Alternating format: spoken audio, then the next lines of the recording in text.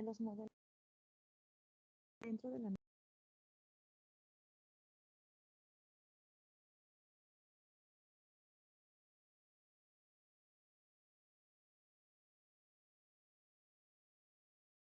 ¿qué son los modelos humanistas? El alumbrado del ser humano está es así que somos niños, nos animamos a conocer por una curiosidad innata y con queremos saber fue qué funcionan las cosas, cómo sirven, qué nombre se le ha otorgado a todo aquello que nos rodea. Y es que aún sin saber qué es el lenguaje o qué es un objeto o cómo el yo como sujeto aprende, los seres humanos somos conscientes de nuestro ciclo de vida. Es decir, hasta en el hecho de la muerte podemos aprender. No se puede abarcar un conocimiento absoluto. Es por eso que la mayor herramienta siempre es la educación. Y bueno, es que el humanismo, si viajamos en el tiempo, descubriríamos que hubo una época en la antigua Grecia en la que el humano era el centro del universo. El arte, la ciencia, la filosofía, todo era sobre él. Esto era debido a dos argumentos principales. El primero, que según el gran sofista griego Protágoras, el hombre es la medida de todas las cosas, es decir, solo él sabe lo que es verdad para sí mismo y por tanto la verdad es relativa. Para cada quien, la verdad es relativa para cada quien. El segundo postulado era que los hombres comparten un rasgo único en su especie, es decir, su pensamiento racional. El humanismo refiere por ello a que el estudio de los procesos integrales del ser humano se hace y busca así la superación del mismo. Ahora bien, hablando de la educación humanista, esta está enfocada en la afirmación de que todo estudiante es distinto al otro, y en lugar de presionarlos a seguir un modelo específico, los ayuda a conocerse, a desarrollarse y en ser ellos mismos algo totalmente contrario al método tradicional, donde la enseñanza es rígida, estricta y se rige por lo que el maestro enseña. Pero ¿quiénes son los principales exponentes? El primero que veremos es Carl Rogers. Su principal aportación es que él menciona que su teoría es la educación no directiva y explica que si permitimos al niño una completa libertad para actuar sobre todo lo que haga y aprenda, siempre estará correcto y será bueno para él. Algunas de estas características de este tipo de aprendizaje es que el maestro tiene un verdadero interés en el progreso del estudiante, lo acepta como persona y le da un trato lleno de sensibilidad. El educando puede expresarse sin miedo de que el docente lo juzgue, y el alumno así es libre de comunicar sus sentimientos sin intenciones de ningún tipo de manipulación. Otro exponente es Viktor Frankl. Él menciona que la logoterapia en general es la instancia idónea para aprender a vivir, ya que implica gestionar adecuadamente los conocimientos y acontecimientos de la vida. Es ahí donde se encuentra la importancia de esta, y sobre todo, su apoyo para personas con problemas existenciales. Debido a todo lo que Viktor Frankl vivió, gran obra de su obra se refiere a la resiliencia, realizando una propuesta para la intervención ante el sufrimiento, que ha de ser personalizada y tener en cuenta la circunstancia concreta por lo que pasa a la persona, ya que somos seres sociales que vivimos inmersos en contextos particulares y, desde tal particularidad, en mayor o menor medida, eso tiene que ver con quienes somos. Por ello, hay que aprovechar cada situación de transformación y trabajar desde el presente para construir un futuro más provechoso. Por ello, su idea del aprendizaje es que podamos crear una experiencia del aprendizaje colaborativo, divertido, cordial, significativo, al mismo tiempo que podamos ayudar a los educandos a desarrollar competencias socioemocionales como el autoconocimiento, la autorregulación, la autonomía emocional, la empatía y sobre todo a generar una habilidad social, las cuales le van a permitir, como a cualquier ser humano, consolidarse en una vida llena de balance para experimentar un futuro con mayor bienestar.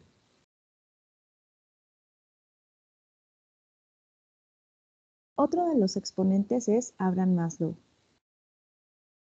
Una de sus aportaciones principales es la pirámide motivacional, fundamentando que cada necesidad tiene una jerarquía y que para cumplir las superiores se deben satisfacer las necesidades básicas o inferiores. Cada escalón de esta pirámide es una necesidad diferente al primero. En el primer escalón vamos a encontrar las necesidades fisiológicas o básicas, como la alimentación, el mantenimiento de la salud, el descanso, etc.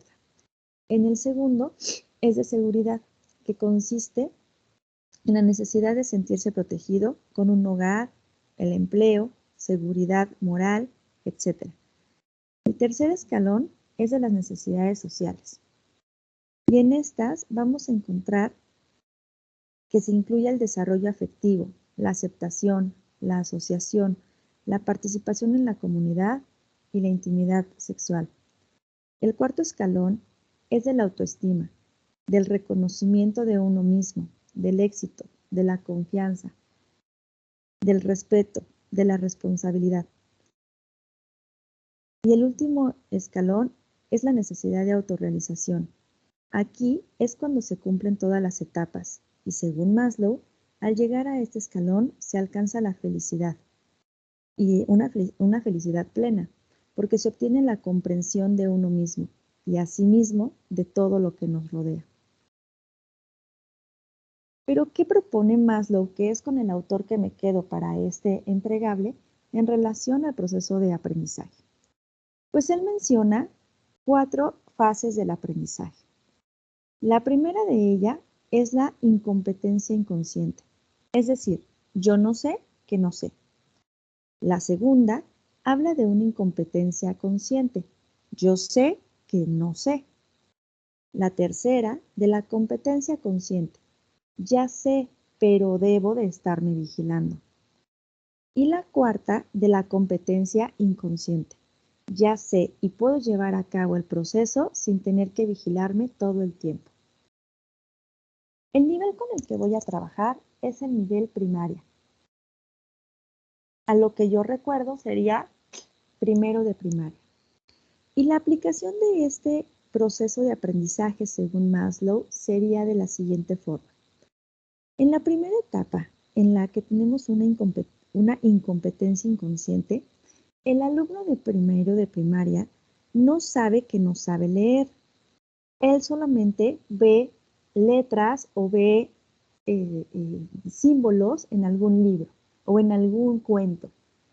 Ve los dibujos y los entiende, pero no sobre el contexto que es, puesto que él no sabe que no sabe leer. Cuando la maestra le indica que hay un cuento, que hay en esos símbolos una parte que se tiene que ir uniendo, una letra, que se llaman letras y que van uniéndose, entonces el niño entra a esta segunda etapa, a una incompetencia consciente. Ya sabe que no sabe leer, sabe que son símbolos que tiene que representar, pero no sabe cómo hacerlo. De ahí que, ayudado por su maestra, pues puede llegar a una tercera etapa, es decir, a la competencia consciente. Ya sabe que debe estudiar la lectura, que la L con la A es la, que la M con la E es me. Y al ir juntando el sonido de cada una de las letras junto con una vocal o una consonante o al hacer parejas, empieza a entender que hay una forma de juntarlas para poder llegar a un sonido y con esto ver qué significa dentro de ese cuento.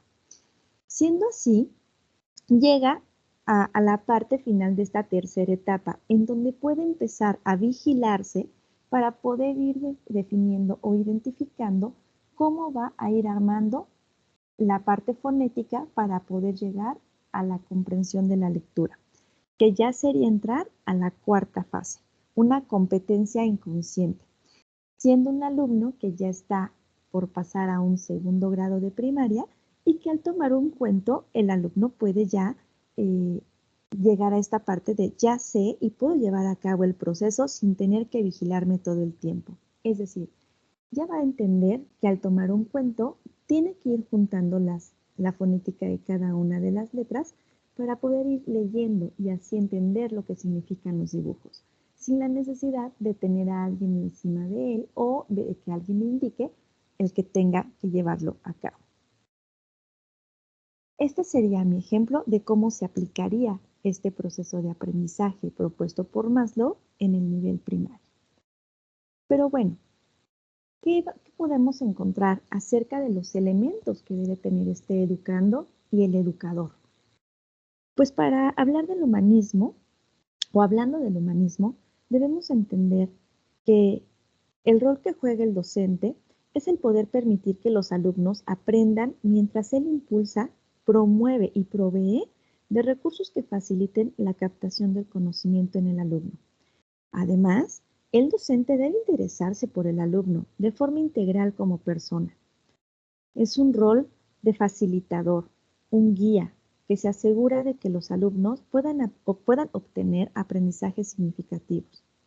Por ello, su función humanista, vaya, es orientar al niño sobre cómo organizarse con otros niños, cómo ser social, esto con el fin de auxiliar, tomando en cuenta de auxiliarlo, tomando en cuenta su libertad para que este alumno pueda crear, innovar. El maestro debe ser un profesional, debe ser auténtico, innovador, y sus clases deben ser originales y adecuadas a cada alumno. El alumno, por su parte, pues debe promover su propio aprendizaje para que éste sea significativo. Un aprendizaje significativo solo va a suceder cuando la persona involucra tanto su lado cognitivo como el afectivo. El alumno tiene que ser responsable de su propio aprendizaje y por lo tanto así resultará más ingenioso al tener que ser él mismo quien se ocupe de poder aprender. ¿Por qué es importante el modelo humanista hoy en día? Definitivamente, hablando del humanismo, debemos entender que defiende una educación orientada a la autorrealización, la libertad, la creatividad, la adaptación personal. Es una educación que debe tener en cuenta distintas dimensiones, tanto la personal como individual, y que facilita la formación integral del alumno. Por ello me parece sumamente importante e interesante. ¿Qué elementos significativos puede aportar el modelo humanista que no tienen los otros modelos? Creo que el simple hecho de ver al ser humano como alguien único, como alguien integral, ya es un elemento significativo. En los otros modelos que habíamos estado revisando, se podía hablar en algunos casos de manera grupal. Y aquí, al momento de poder generarlo de manera individual, nos hace poder entender que no todos los alumnos van a aprender de la misma forma, que no siempre aprendemos de la misma forma, pero ¿qué vamos a hacer nosotros para poder hacerlo, digamos, a la medida? Esto es lo que para mí es el modelo humanista, un aprendizaje a la medida, a lo que cada persona requiere y necesita, tomando en cuenta no solamente la parte cognitiva o la parte del saber, sino también todo su entorno, todo lo que es. Y bueno, esta es la bibliografía y compartiré en mi entregable mis conclusiones. Muchas gracias.